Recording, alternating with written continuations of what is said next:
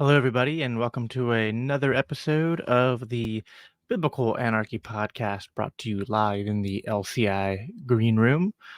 So, today I'm going to be talking to you guys about the debate I had with Andrew Wilson on his platform, The Crucible. Was a highly enjoyable debate, pretty exhausting. I've watched a lot of Andrew's content and I knew what I was getting myself into in theory, but it is a lot harder once you get there. And uh, I yeah, still come away from the debate with my positions largely unchanged. Although there's some nuances that I needed to work through and better present. Overall, I think I did well. I've had some positive feedback, at least from my side. I hope I was able to at least present myself as reasonable and I don't know, worthy of consideration by the supporters of Andrew and those on the other side of the debate. I actually thought the debate was pretty good faith. I thought Andrew was, I mean, you know, it, there's debate things and there's some showmanship and whatnot, and that's kind of the style of what Andrew does. And so I was fine with that. In fact, I sort of relished the opportunity to just sort of let him bombard me and see what I could do to muddle through it. So I didn't try to, you know, I never got so egregious with interruptions or anything that I felt like I had to uh, use the moderator. He interrupted me, to be sure, but it was usually for clarification purposes, and I would interrupt him at points. Debates like this that have a very loose structure can be difficult, but at the same time, that free style can allow you to just kind of quickly cut through to where the disagreement is. So it's a little bit of a give and take. Uh, so yeah, I'm going to be releasing the full debate on my channel right now. It's behind a paywall on Andrew's channel, but uh, we agreed that I could release it on mine after about a week. I'm going to, however, play portions of the debate today and react to them. You know, kind of provide some commentary, some review, and play. I'm going to play like the core part of the debate. This is going to be like picking up in the middle when we're kind of starting to really get to the the real meat, so to speak, and then also some of the audience questions. The most frustrating part of the debate was the audience Q&A portion because you don't get time to really dive into the answers. So that was more frustrating than the debate itself. So all right, I'm going to share my screen. And as always, before I do this, just a little uh, promotion here for myself and for LCI. You know, it takes a lot of work and time to put this content together, and I want to keep doing it. I want to keep doing it well for you guys, and uh, LCI pays the checks, right? So, and we're a nonprofit. So, if you're able to become an LCI insider for $10 or more a month, we greatly appreciate it. That supports the mission of the Libertarian Christian Institute that allows us to give you uh, early access to things and allows us to continue giving content such as this. So, all right, I'm going to hit play and because I'll be pausing throughout. The nice thing is that I had this in a format unlike last time where I did a reaction video where we will not have any ads, so don't have to worry about that. Start with this then, so that we don't go too far into the weeds. We'll just kind of narrow and hone down in on this. So starting with property rights itself, you say descriptively you agree with me that it is force, descriptively. But that does not mean that we ought to use force. It just means that descriptively it does come down to force, right? Yeah, I mean, you know, going off biblical principles, we're told to try to live at peace with others as far as it depends on us. So we should, you know, relegate as Christians force to being like the last option that we would use to protect our property. But yeah, there's ultimately many situations where to, you know, right. So a major part of Andrew's pushback on the libertarian worldview, and you'll see this come up many times, including I think some of the audience Q&A, is this conflation with libertarianism and libertarian legal theory with a sort of pacifism. Andrew sort of tries to make the argument in this way, right? first he establishes the descriptive truth that might makes right. And although might makes right is not like a moral philosophy, it is hard to, I think, really debunk that basic truth. Although maybe some people would have felt like they could try to provide some nuance to that and say that there are other things. But I think it was just for the sake of argument and because I tend to agree with that description. I've talked about, I mean, it's not even just it, there are many people who have made that description, including libertarian anarchists, right? Like a famous libertarian anarchist, uh, Sterner, for example, uh, his whole philosophy of egoism and whatnot. A lot of it is sort of might makes right, um, which isn't a might makes right is a description. I wouldn't use that as a moral prescription. Might makes right. Therefore, do what you want, right? Um, but there is a point in the world where things have to be enforced, and if there's a disagreement, then someone's going to be enforcing their worldview on another one. And I guess maybe there are some libertarians who even think that's antithetical, but just think about like the most basic libertarian principles, like do not steal, do not murder, right? Don't hurt people, don't take their stuff. Well, you're going to enforce those, and it would only be like a clumsy like uh kindergarten level variant of libertarianism that would say no, you don't have to enforce property rights, you don't have to enforce murder laws, even in a anarcho-capitalist private law polycentric legal order. There's going to be law and there's going to be enforcement of that law. So I'm also going to play this at a little bit faster speed just so we can get through more of it quickly. All right. To uphold that property right is going to require force. Well, then let me ask you how you would resolve this matter as a Christian. A person has cross-generational family land, and they have water which goes through that land. That water which goes through the land is used as a trade hub on a later built town on the coast, which people depend upon. He blocks that off because it's technically on his land, right? Who here should eminent domain take effect and his land be seized, or should he have the right to block it off at the expense of everybody else in the town down from the river? Yeah, that's a good question. I think a lot of libertarians come up with different answers for this. Some people try to say that there should be some kind of easement for things like that. Other people say that water or like natural resources like that shouldn't be, things that people should be morally encouraged to to own or use stuff like that. It's important to note that while this is a real issue, that there's not a perfect solution for from a libertarian worldview. I don't think that there's a perfect solution from the from a state worldview either, because corporations can still do this and do environmental damage all the time, and they just pay off politicians and law enforcement and pass regulations to get away with their various. There's a perfect solution from a corporate perspective or a state perspective. They go in with guns and they unblock it. They arrest him. They throw him in prison. And that's the end of it. It's a perfect solution. Yeah. Well, I think what libertarians would say is that rather than relying on force, which there are some libertarians who say that there can be force used in that sort of instance, but that rather what they would try to encourage in a more libertarian legal order society would be contract law and things like that, which you'd have market forces incentivizing against people doing that. So you would set up a system that tries but to he just really doesn't want to, Jacob. He just really doesn't. He doesn't want to play ball, Jacob. He doesn't want to, and it's his shit. He has the cross-generational claim, as you just said. He's been homesteading the land. It's his, Jacob. It's his land. He just do that, can't he? If there's water running through his land and he's really like homesteaded everything around the land, yeah, you could construct a scenario where there was no contract. I mean, listen, prevention is always better than cure, and I think that a libertarian free market society does better in preventing these problems than the state does. And again, you can say there's a perfect solution of we take men with guns. Right. So there is a sort of, I don't know, discontinuity from reality with a lot of objections to libertarian legal theory. Before this, I think actually after we went through opening statements, I think the first argument Andrew gave was, and I actually, this was the one point where I had to really try not to laugh. But he did the whole like, well, what if you're on an abandoned island? And I was like, "Oh, really? Are we like going straight to the like, that's such a like cliche. Like that is like one step removed from, but what about the roads? Or we live in a society, right? Uh and I was like, really, we're going like straight to the like, let's imagine weird scenarios where you're like abandoned on an island by yourself and, you know, just a lot of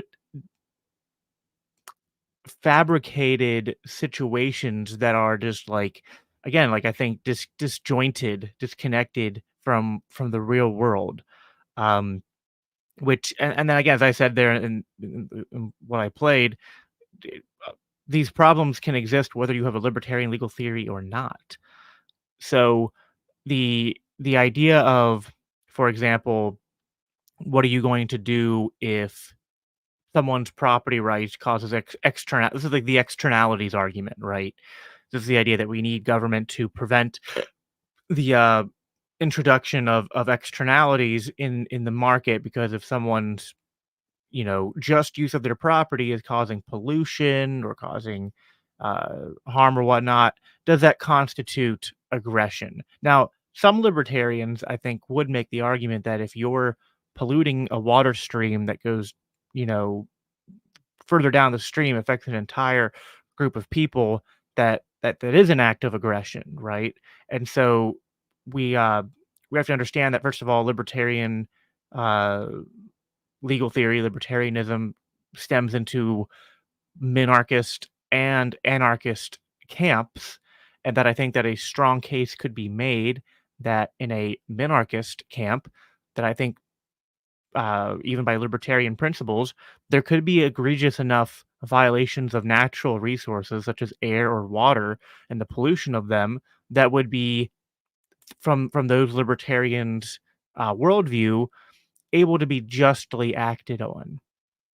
But it's important to note that uh, you don't need that even, right? And that this problem has been dealt with in libertarian literature in terms of how there can be private law and market control of these things.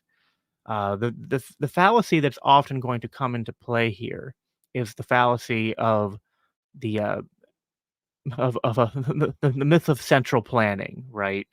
Um, and the problem is a lot of these circumstances often come down to the introduction, hypothetically, of a invisible observable sorry, a invisible observer with perfect knowledge.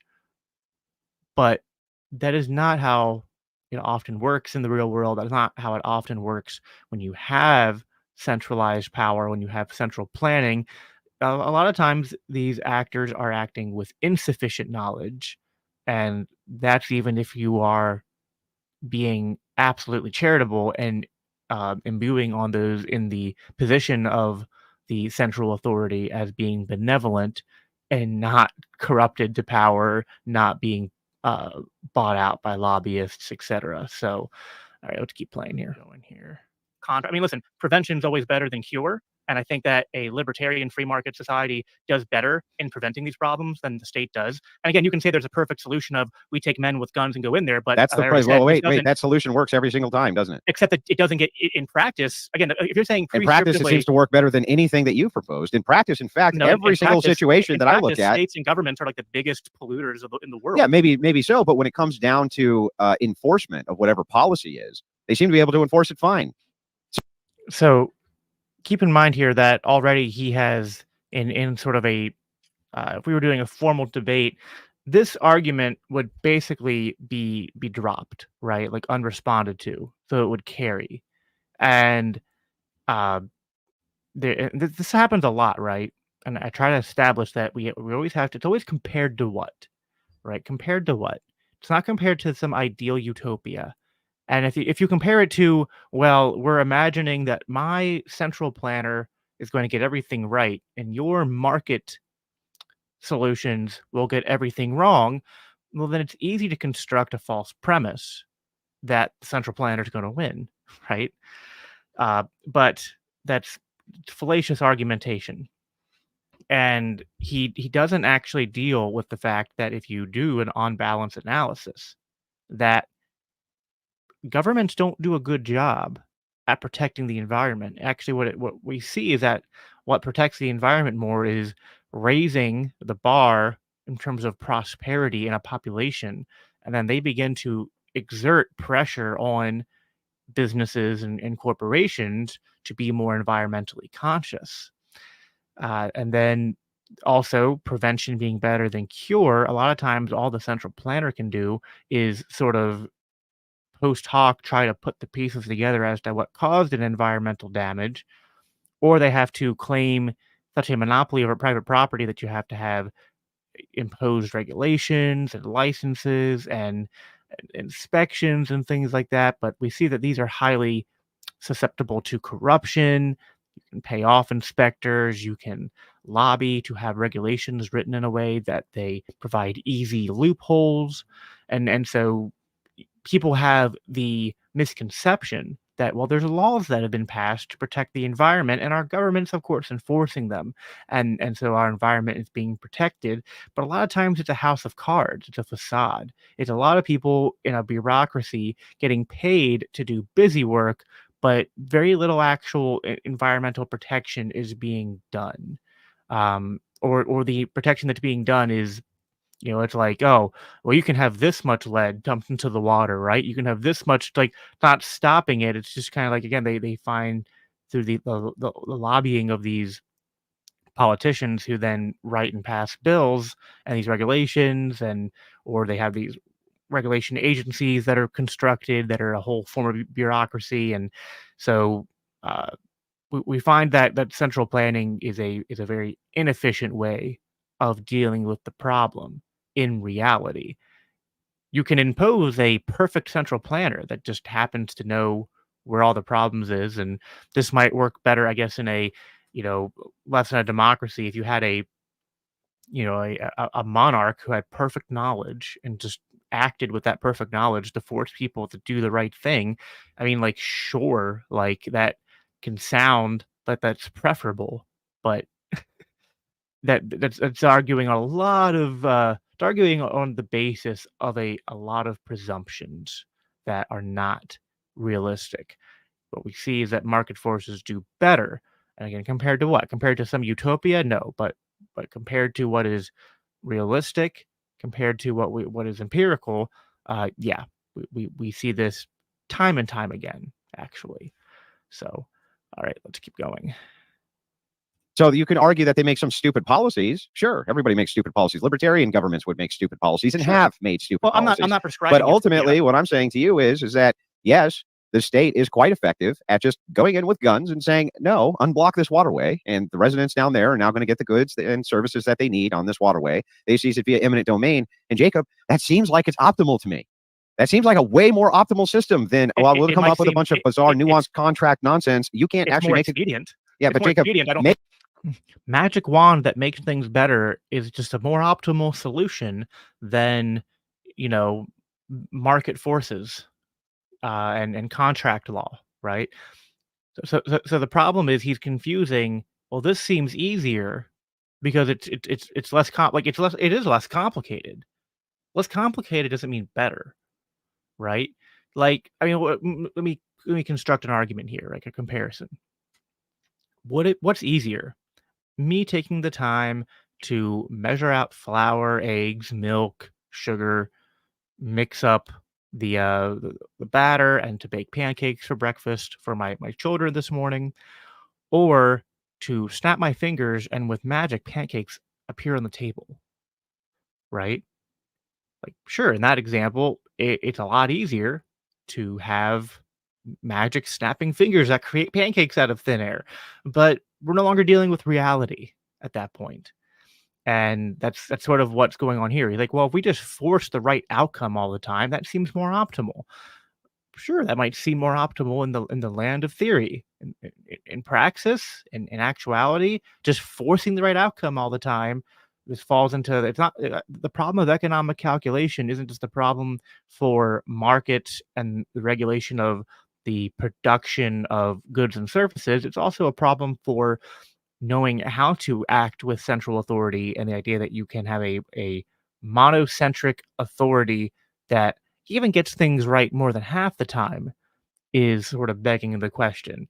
To presume that they're going to get it right with a high degree of accuracy, and that they get it right more often than free market polycentric contract law systems is, again, I think not accurate in the least.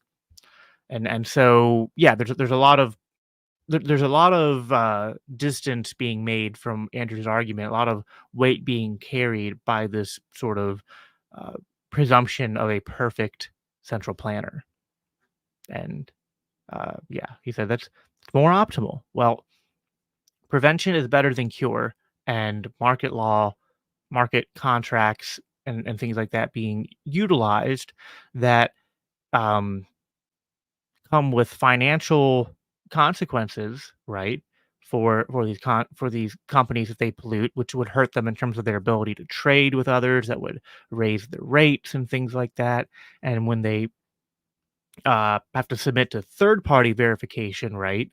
So this is another idea that exists within market contract law, is that without a central authority to dictate and to approve of different, licenses or uh, approving of different businesses, giving them sort of an air of legitimacy, that you'd have third parties coming up with like third party licenses or third party verifications of environmental safety or things like that, and they're just much less prone to corruption because they have the market forces of competition, not being able to just operate based on some sort of some sort of premise of imposed uh, authority, right, to do these things. But the end result being that, again, not perfect, right? It's not that the market will always get this right, but that markets over time through competition are going to produce better outcomes, a better system of supposed checks and balances to not only handle problems of pollution or externalities when they come up, but preventing them before they happen, right? And the state's very bad at that. State is very bad at preventing problems before they happen, whereas market contracts, contract law, and whatnot can seem more complicated, but it's more complicated because it's putting in the work of sort of like self-governance and saying we don't want these externalities, and that when we negotiate with our neighbors, we negotiate with the businesses around us, we can come up with uh, these mutual agreements that come up with solutions for these problems before they even happen. So, highly recommend things like Chaos Theory by Bob Murphy. Highly recommend Private Law by you go to like the Mises Institute, look up articles and essays on private law that have been written by Rothbard. Uh, Private Production of Defense by Hans Hermann Hoppe. There's such a rich literature out there. I know David Friedman's written some on this, although I'm not as familiar with Friedman's work there. There's a lot of work out there on market law, and I find it all to be uh, very, very compelling, very persuasive in terms of just, again, being uh, a much more efficient system for dealing with these externalities. I need to hear the argument for why it's more immoral. Well, I think that you have to have a larger view, a lower time preference of evaluating the right. So we're no longer dealing with what's more optimal. Now he's saying, well, what's more moral? Having a just forcing the right. Again, this is a false premise. Is it more moral to just assume perfect planning, perfect knowledge, forcing the right outcome is more moral than using market forces to deal with the problem, right? And again, I think my response is going to be compared to what these situations, because when we create centralized institutions of power, there might be immediate payoffs and things that you would count on the good side of the ledger, but over a long period of time, what are the trade-offs, right? I mean, I kind of take that Thomas Sowell approach to politics, and I'm not a libertarian absolutist, although I like the video you were listening to of me from a couple years ago today when your debate prep. Back then, I was probably more of a in like my libertarian cage stage. Like I was full like, Rothbard this and Hayek that and all that. And I try to take more of a pragmatic view at this point in my political theory. I think, listen, I think both agree that neither of our views are going to create a utopia that prevent some sort of problems. But if I think not trying to say that mine does, trying to say that my view though is superior.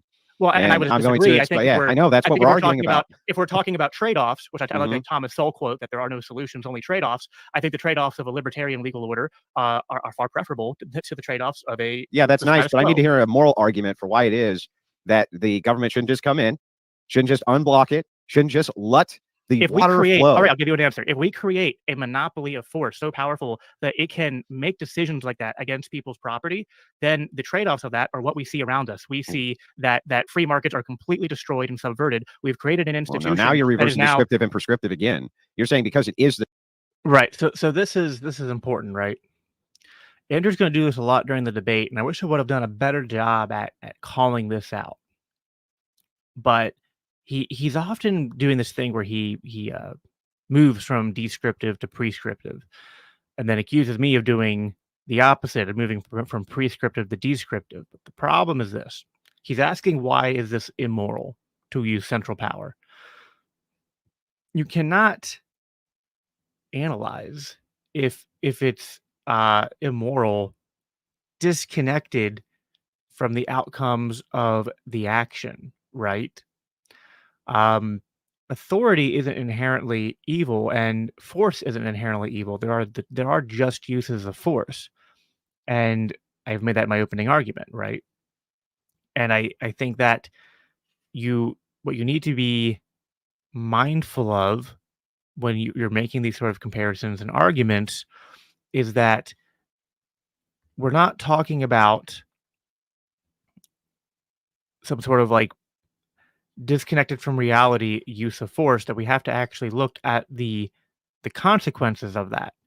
And then based on that outcome, and this isn't so consequentialism would be saying that if I get an outcome that's not what I want, that therefore the action is wrong. And I'm saying if the outcome of what you're prescribing results in objective evil, then there's something flawed about your premise, right? And I'm using a sort of like a moral foundation to describe that evil, right? Not a consequentialist one.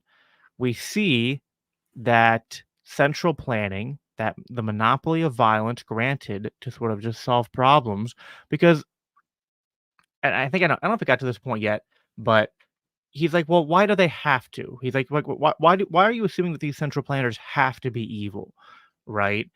And that's true that I am bringing that sort of assumption to bear in the argument, and so this is why it's like you do have to so for example, God is a central planner. God is not unjust in his use of authority to centrally plan. And there could be a theoretical perfect central planner who does actually just have the perfect foreknowledge to only use force as is deemed appropriate to protect people and do what is right and uphold property rights in the perfect way possible.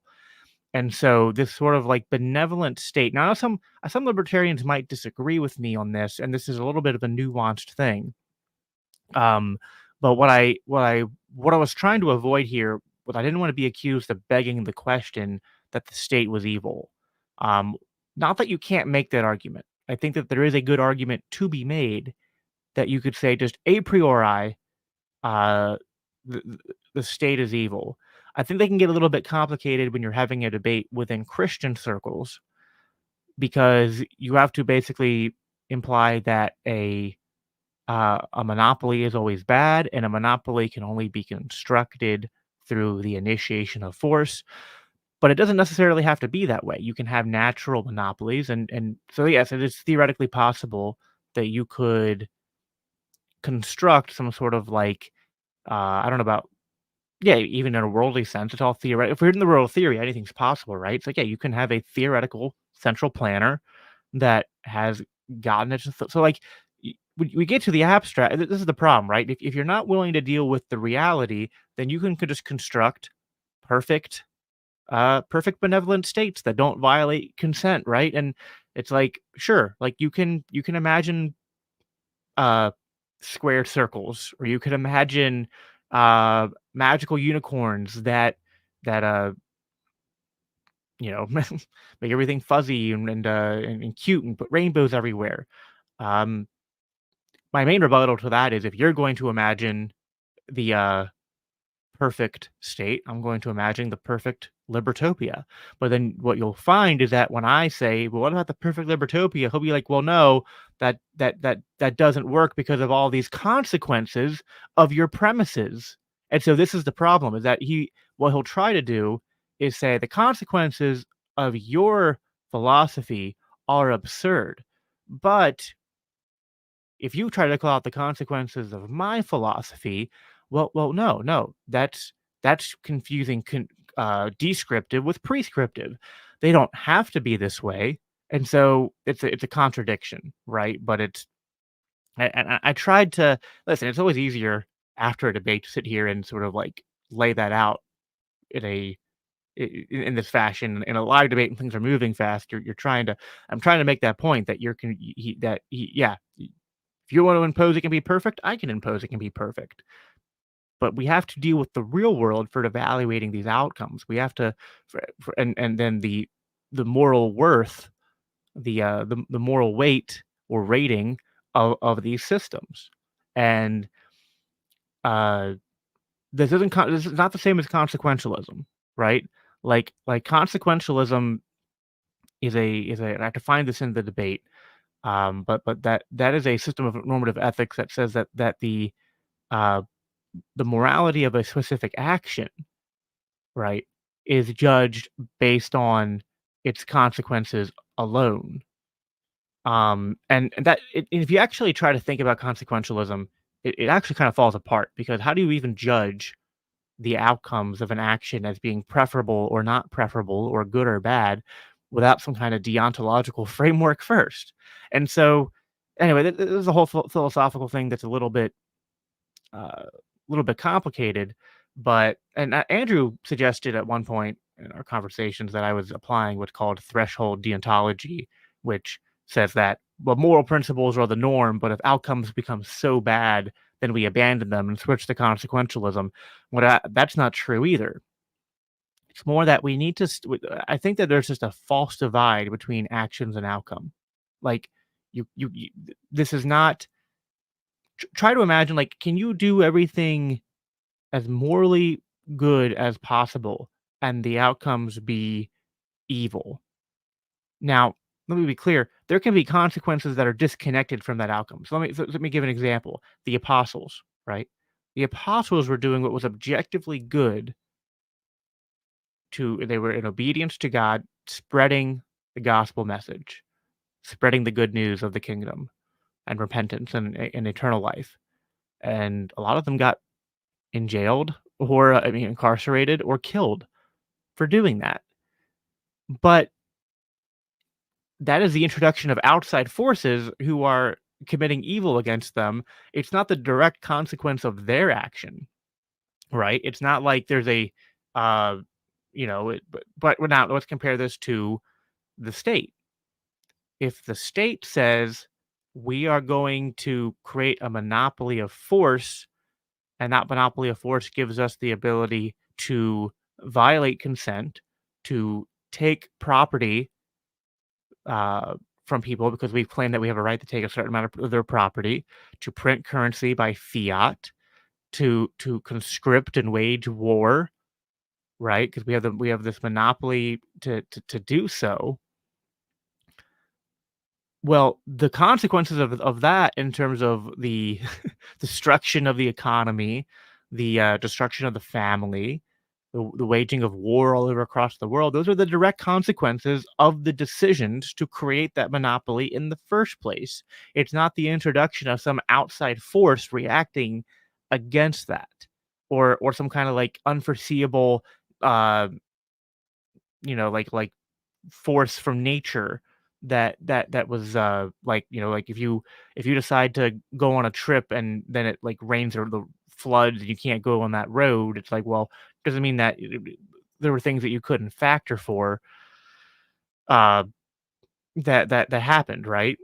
This isn't like that. This is like, no, the direct consequences of your actions have to be used to and the context needs to be given to judge it. It's like if I tell you I shot someone, there is not enough there to judge if my actions were moral or not. You need to know the context of why I shot someone. You need to know what happened after that. Um, you know the reasons for it. So you have to look at the outcome of like, oh, well, the outcome was I protected my family from uh, someone who was coming at us with a knife, right? That so Anyway, I hope that makes sense. I don't want to get too bogged down here, but yeah, this whole idea that it's it's definitely fallacious to be like, well, the the state isn't evil because I can imagine a perfect state. It's almost Andrew's argument. It's like we can imagine a perfect central authority that doesn't abuse its power, therefore it's not inherently bad. And I'm like, well, sure. And I just grant that to him. Sure, let's imagine the perfect state. Okay, now let's see how realistic that is. And the only way to look at how realistic that is to look at empirical reality. And so uh, you can imagine the perfect state, but at the end of the day, what matters is empirically, when you centralize power, this is what happens. And that is why advocating for that system is immoral. And that's not consequentialism. If that's consequentialism, someone explain it to me in the comments of this video. But I'm convinced that it is not consequentialism. I'm also convinced consequentialism is sort of a like it's not even a real thing in a sense because you can't even do consequentialism without having moral principles to judge the outcomes by. Judging outcomes isn't consequentialism. Um, a consequentialism would be like if you had the bad outcome, you change what is morally prescriptive, right? Like if I had a free, so like here's a good example. If I'm saying that it is good to, trying to think of a good example here. It is, it is morally good that you should, because like God says to love your neighbor, to love the least of these. So let's say I give a person who is struggling a handout, right? Like I feel that, oh, this person seems like really rough. They're going through a really rough time right now. Uh, let's go like it's like a homeless person on the street, right? Uh, and I decide that like I feel led by the Holy Spirit, and I'm like, this is someone who isn't trying to scam me, isn't doing drugs. Like, the economy is really bad. They're really struggling, uh, and I, uh, I decide to give them like I don't know $20 or something, right? So I give them that $20, and then after they get those $20, they they're really happy, they're walking, but someone was watching, right? Like, another homeless person was watching. He sees this happen, he's jealous, so he decides to mug and rob the $20 from the person I gave it to, causing them great harm. So some like, consequentialism would be like, "Oh, well, it's wrong to provide charity in that instance because the outcome was bad," right? Um Anyway, there's just things like that. It'd be like if the outcome is bad and it's disconnected from the action itself, right? Like there is some other um that I don't get how it works. If the outcome is not what you expected, you do need to evaluate if okay, was this an external thing that I couldn't control, or is there something wrong with my premise? But that's not it's not consequentialism, that's not threshold deontology. That is a proper analysis of cause and effect. And if you make a proper analysis of cause and effect in the real world and you go, well, that's consequentialism, you've made everything. You've made that is so that is like reductio ad absurdum almost at that point, right? Of an argument to be like anytime we're analyzing cause and effect of the things that we're prescribing, that's consequentialism. That's not consequentialism. Consequentialism would be to make good what is bad or bad what is good based on the outcomes, not to uh, understand the cause and effect in your analysis of what is good and what is bad, what is preferable and impreferable. I will say that this is not like again, uh, it is. I guess the argument is that the state in the real world, empirically, is always going to be a net balance force for evil, right? And that's kind of what I try to stick to, not a priori like insertion like no, the state is inherently evil because I grant him the invention of an imaginary benevolent state, but then I just say push him to say okay, but does that happen? It does not. All right, let's keep going. This way. Well, it's also just one more quick thing. Another way to look at this is that the state is not an action, the state is an entity, and the state is people, right? So that's the other aspect here, that we always have to remove the fiction away from the, like remove the parts of our language, what we're describing, that are obfuscating reality. And what we're talking about is just people doing things. And so it's not consequentialism to ask what is the state doing, because the state is just it's a but before you make that analysis, you're like, well, what is the state? You can't judge an act like, is the state good or bad? It's like, well, tell me what the state is. Well, the state is people. Okay, well, what are the people doing? And if the people are doing good, then the state would be theoretically good. But if this group of people are doing evil, then to the extent that they're doing evil, it would be evil. Theft is theft. Murder is murder. And if at any point you were advocating for the initiation of force against nonviolent people, then that is the introduction of that which the Bible prescribes against. And the only point I would make, to nuance that, is that I'm not a political absolutist who can't say that, yeah, like less aggression is better than more aggression. Minarchism is better than what we have today, better than, giant neoliberal, uh, democratic slash fascism, whatever you want to label it. I'm willing to grant, some nuances there, and not engage purely in just the anarcho-capitalist framework, although that is the most consistent. But I'm willing to say, but I think the anarcho-capitalist framework is prescribing the morally normative parts, and then we act in the real world to go, okay, well, this is the goal. How close can we get to it? Is the state, especially giant states, and the more you centralize power and the bigger you make the state, is that getting us closer or further away from a moral system? And we have to judge the morality of it based on what it's doing, right? Because you have to judge the actions. So that's another way to try to explain this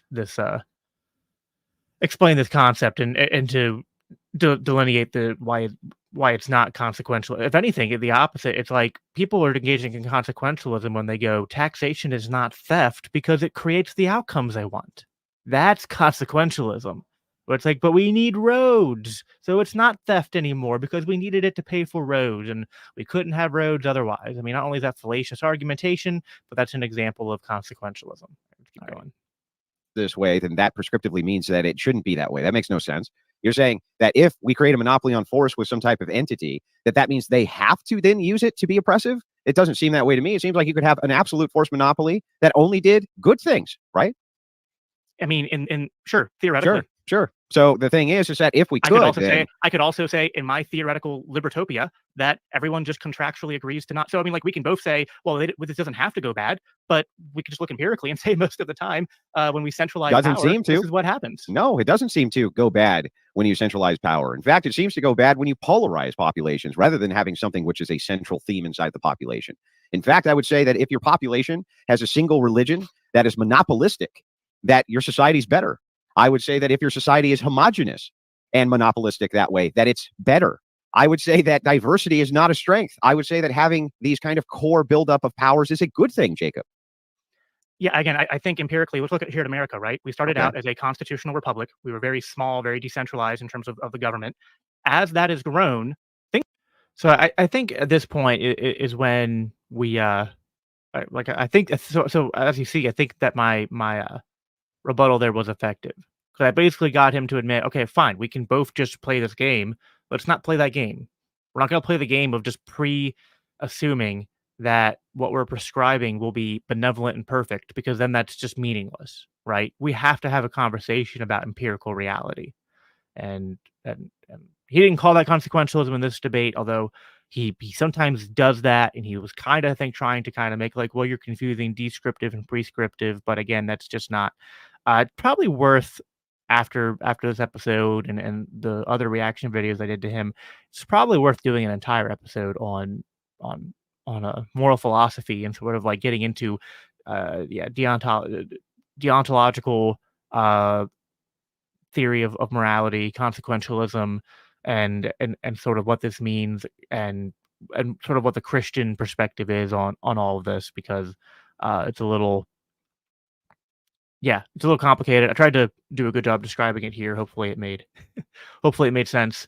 But yeah, so then it's like, so now we're at the point where we're going to talk about things empirically, and he's also going to make a lot of comparisons to, well, uh, centralizing power, right? So if we centralize, like he says that centralizing power, having monopolies, that this is good, and that this is necessary, and that this is what empirically works to make society better.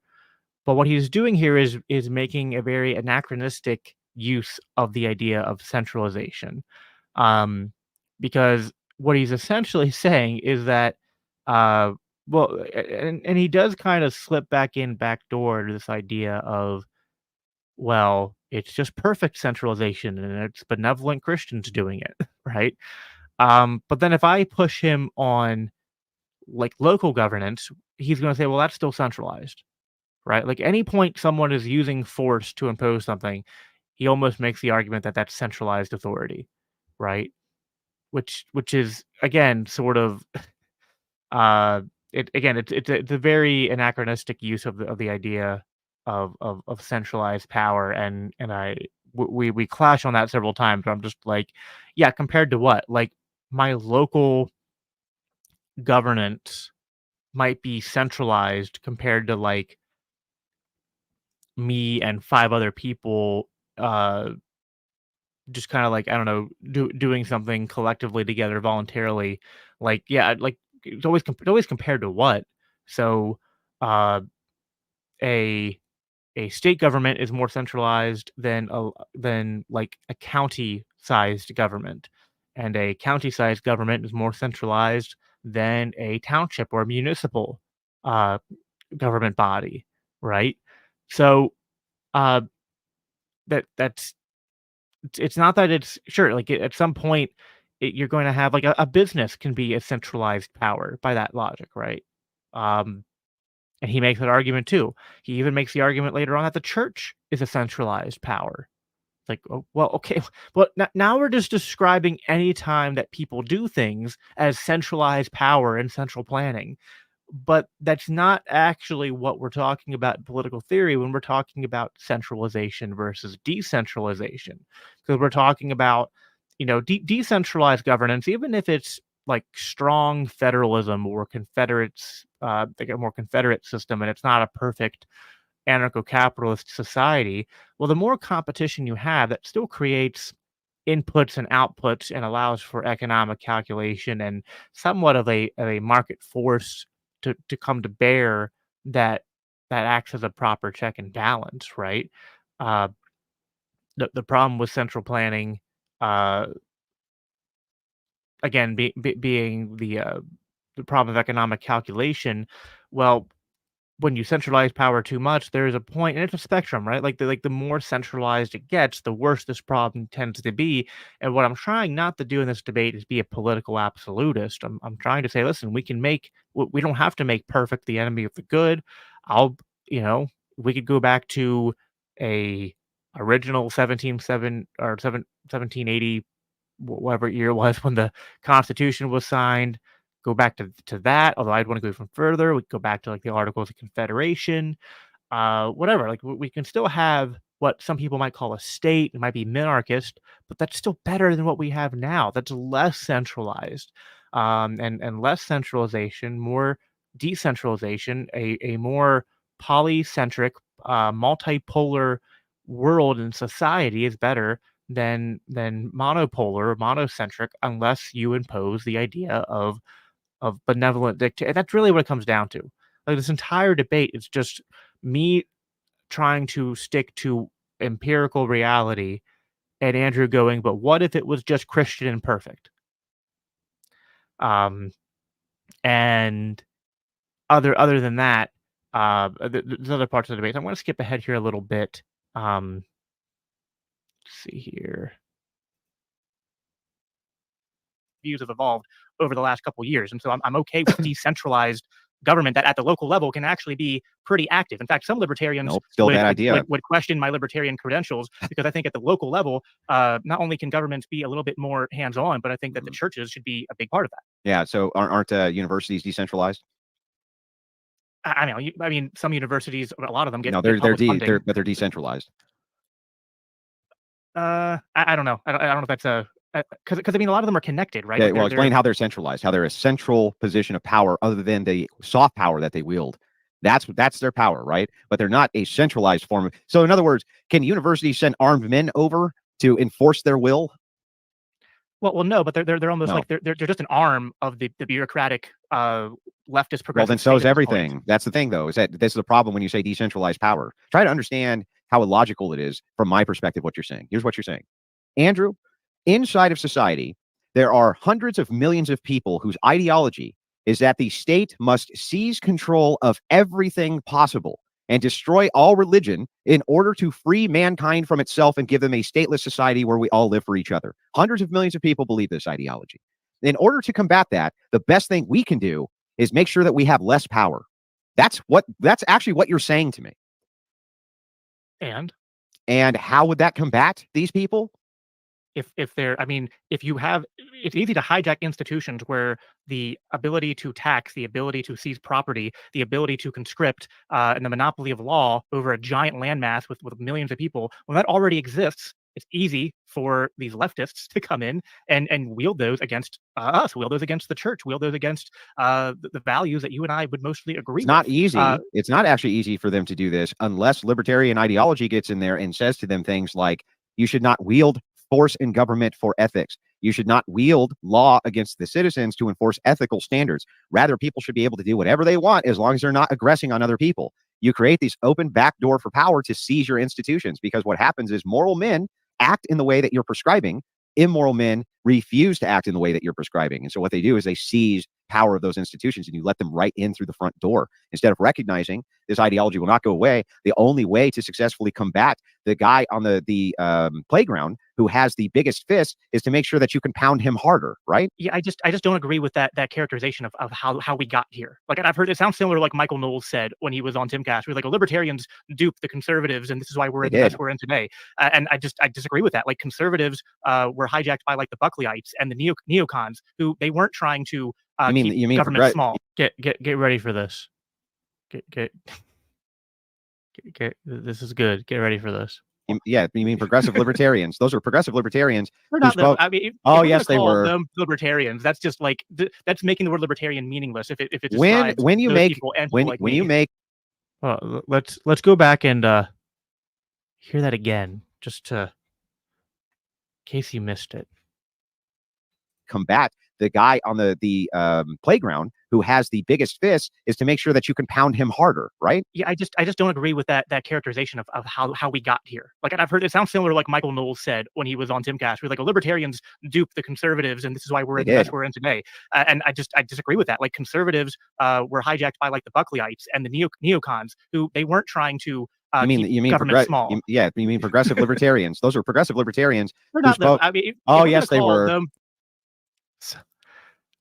So neoconservatives, right? And the conservative movement was basically the paleocons were gate kept out of the movement by the neocons, like William Buckley. And so the neocons who advocated for a centralized tyrannical bureaucracy at home to fight the bureaucracy overseas in Russia, that championed the things of the New Deal, that championed the military industrial complex, that then created the means by which we have this giant global, at this point, American militaristic empire. They're libertarians, didn't you know? Didn't you guys know that the neocons are just libertarians? I mean, this is just this was the highlight of the debate for me. Is the idea that the neocons are libertarians, or that even to say the neocons were pushing a social libertarianism is ridiculous. but to push any libertarian, like any of the things that they were doing were libertarian is a ridiculous assertion. It's completely ridiculous. Yeah. So I felt uh I feel like at some point I need Dave Smith to debate Andrew Knowles, or no, sorry, Michael Knowles, or just combine them, Michael Knowles or Andrew Wilson on this, because this point really needs shot down. The idea that we have the world we have today because of libertarianism, right? It's a conflation of libertarianism with, I don't even know what he's conflating it with here. Like, there's just nothing about neoconservatism that is libertarian in the least. I'll let him make his point here. Libertarians, that's just like that's making the word libertarian meaningless if it describes when you those make people and when people like when me. you make an egalitarian, when you make the argument, the pro argument for egalitarian systems, for equity between human beings and egalitarianism, essentially you are moving towards a libertarian paradigm. Libertarians have to concede to some form of egalitarianism. No, they don't. Read Egalitarianism, A Revolt Against Nature by Murray Rothbard. Please read that if you're watching this, Andrew. Libertarian is, there are goofy libertarians who push egalitarianism, but the libertarians of the tradition that I am venerating, the Mises Institute, Austrian, Rothbardian, Misesian school of libertarians have always understood that egalitarianism is a flawed, unnatural, immoral framework to view the world in. And again, it doesn't even make sense to say that the neocons are pushing egalitarianism. It's so that doesn't even make sense to me. So on two fronts, I don't think Andrew has anything resembling a point here. I think this was a lot of the arguments that Andrew made, I felt like were good faith and were pushing on the areas where libertarianism can be a little bit fuzzy.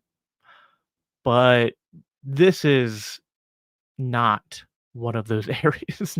This was the weakest argument he made, that we got here because of libertarian. We got here because libertarians decided to become to create a giant bureaucratic militaristic empire. Like, what?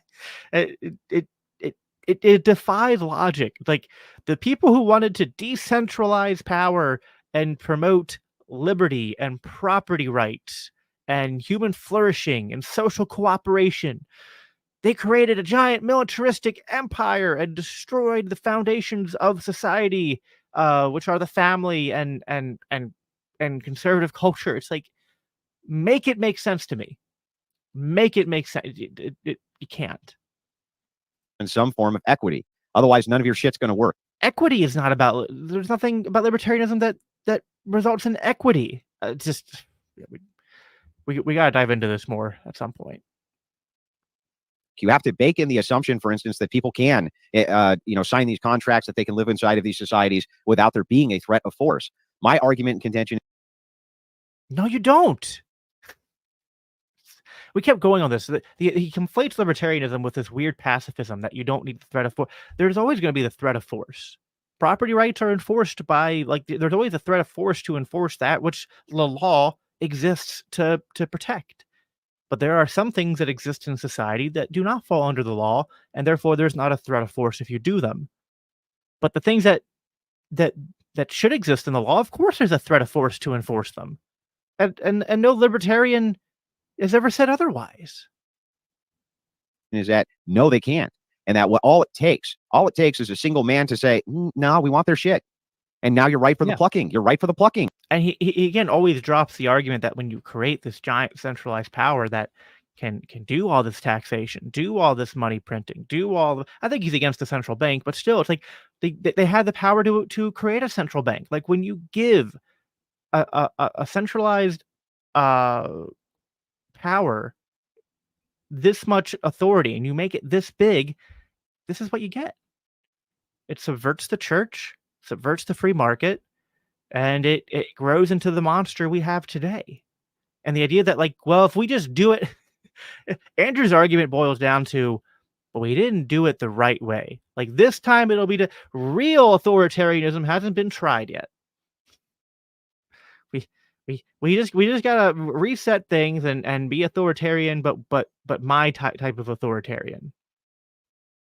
And this time we won't abuse power, because we'll make everybody because he's gonna make everybody Christian. Like, if we have a monopoly of Christians in society that are enforcing things through the law, then that's how he's going to prevent the power from going tyrannical. But it's like, if you had, my argument is, if you have a plurality of Christians in society, uh, their monopoly of force, or their monopoly of influence, is better served through the institution of the church and culture than creating a giant monopoly that will then serve to start subverting them, because that is the incentive structure of power, the incentive structure of the state.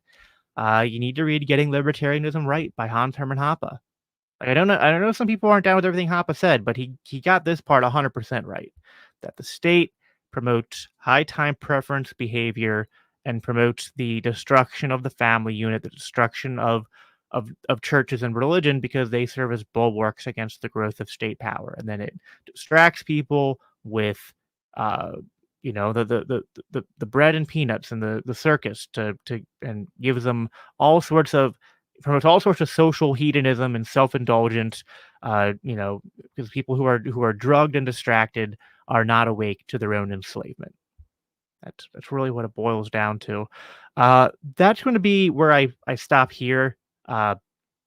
There's a lot more from this debate I want to respond to and get into, so I'll probably do another one of these to finish out a couple of the clips from the debate that I wanted to respond to, and some of the audience Q&A that I wanted to respond to.